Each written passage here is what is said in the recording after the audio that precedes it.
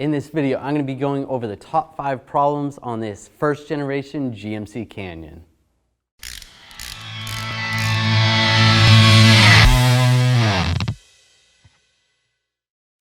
Now there's nothing wrong with this vehicle, there's nothing wrong with buying one or owning one. Every vehicle has their issues and we're just going over the top 5.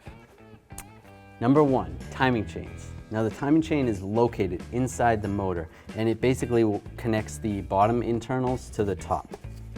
A timing chain is kind of like a timing belt. Although timing belts you have to change every 60 to 80,000 miles. Timing chains do last longer, but you got to make sure you change your oil and make sure the oil's up to par. Another thing to pay attention to while you're doing the timing chains is the camshaft phaser actuator. It has to do with the variable valve timing. It's on the camshaft and those will fail and cause the same condition. Number 2, the PCV hose.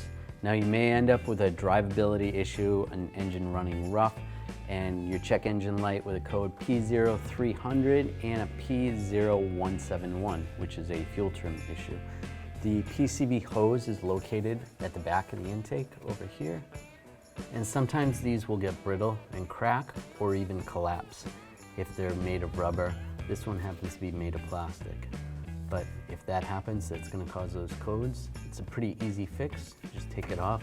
You might have to take this plenum off first and then be able to access it, but that connects to the valve cover where the PCV valve is.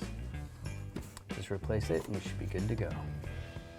Number 3, low idle speed. Now you may notice the check engine light is on and the vehicle's idle is really low. With the check engine light you have a P0506. Now the common problem for this is the throttle body being dirty. What you can do is take off the intake snorkel in this piece and clean out the throttle body.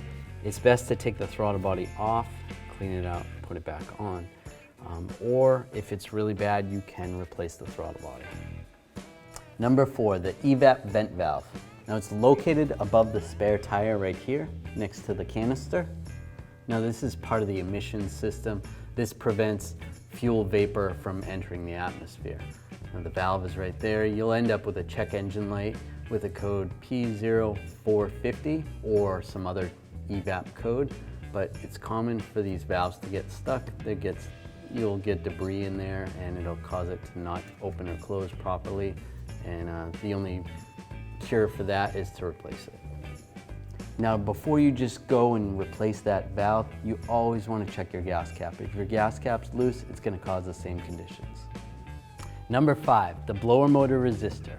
You may find when you're trying to use your heat or your air conditioning that there's no air coming out.